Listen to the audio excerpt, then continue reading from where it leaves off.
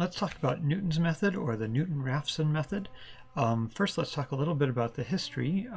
Newton's method is an improvement to Horner's method, and Horner's method has its own interesting history. It was actually known centuries before Newton and Raphson and Horner were working on things in China, even back in 202 BC, roughly. Anyway, thousands of years, hundreds of years, possibly thousands. So just because it's named Newton's method doesn't mean that Newton gets all the credit for it. In fact, Newton invented it before Raphson, but Raphson got it published before Newton by decades. So that's why both names are attached to it. All right, so not everyone learns Newton's method in Calc 1 or Calc 2, and there's a reason for that we'll talk about later.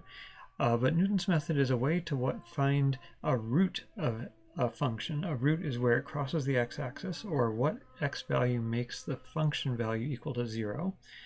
And the way Newton's method does that is it finds a tangent line to wherever you are in the current function, then asks where the tangent line crosses the x-axis, hoping that's a good approximation of where the actual function crosses the x-axis, and then wherever that is, takes that as the new point, finds a new tangent line, etc. So let's go play with that. So here I have the black function, which is curved, and I have a tangent line drawn to it in purple. So if this is my starting point, then where the tangent line crosses the x-axis, that will be my new point.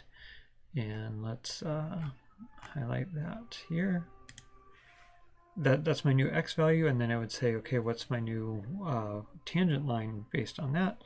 And that would be so close to this as to be visually indistinguishable, probably. Let's look a little bit at the formula there. So here's the formula for a tangent line. Current function value plus slope, here I'm calling it g, kind of like gradient, times x minus current x value. So that's our tangent line here. If I wanted to solve for where this gives me a 0 y value, that would be this. I'd say 0 equals all that stuff. I would subtract f on both sides, and then I'd divide both sides by the gradient, or the f prime, and so I would get this, and then I would have a minus current value, so I would add that to both sides. So my new x value is my previous x value plus this negative ratio.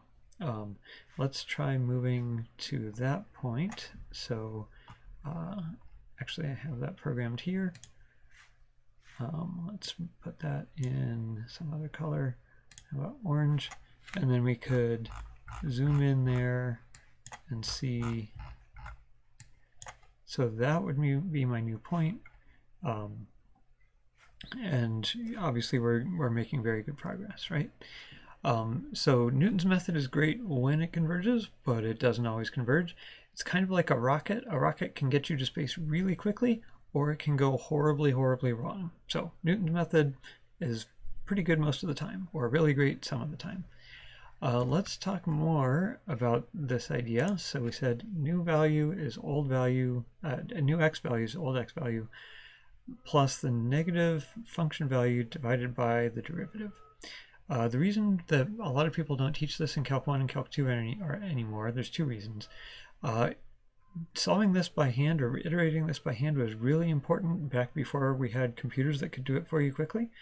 But these days it's not so important unless you're studying the fundamentals of how computers do that for you, which we are here in math560. Someone did a study once where they asked a bunch of Calc 1 students who had just learned Newton's method, why do you do Newton's method? And they didn't answer to find a root of the function or to find where the function crosses the x-axis. They said it's to find the new x value, which is losing sight of the forest in favor of the individual trees. So it's kind of understandable that we don't really teach it a lot anymore, but it's pretty important here in optimization. Speaking of optimization, this isn't really optimization, is it? It's just finding where the function crosses the x-axis. So what can we say for optimization? What can we do? Let's go take a look at that. So here I have a function that we might want to optimize, maybe find the minimum of. Our current guess is at x0, which is right there. And we'll say, instead of drawing a tangent line, and finding the minimum of that. Well, a tangent line doesn't have a minimum, a useful one. Let's draw a parabola, because that's the next most simple function that actually has a minimum, right? So I'd say starting here, go to my function, draw a tangent parabola or an approximating parabola, or you could say the second order Taylor series, and then ask where is that parabola minimized, because it's easy to find the minimum of a parabola. We'll talk about that in a later video. And then that will be my new function value. And then I'll take that x value, look at that on the function here, and we'll plot that, and draw a new approximating parabola and ask where that has a minimum, so that's there. And then we'll take that function value, plot that on the parabola, ask where that has a minimum, and we've converged so well you can barely tell the difference between those two curves. And we're getting really close to the minimum there. So again, Newton's method converges really quickly when it converges.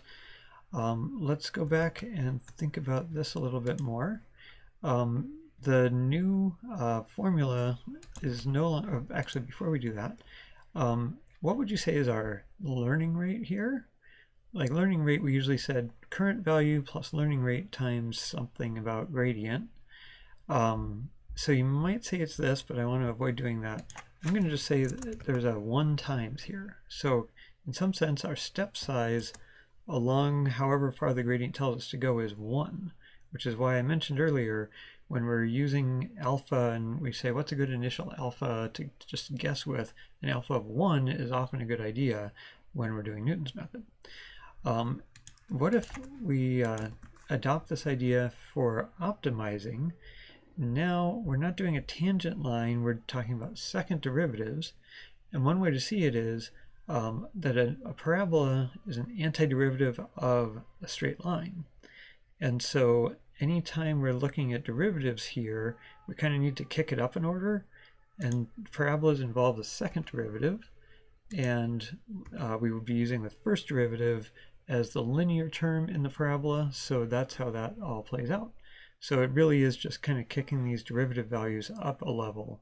And that's Newton's method for optimizing in one dimension. Newton's method for optimizing in many dimensions is even more interesting, and that comes later in the semester. So for a lot of these, we're going to say run line search until it converges. That's kind of a little fuzzy.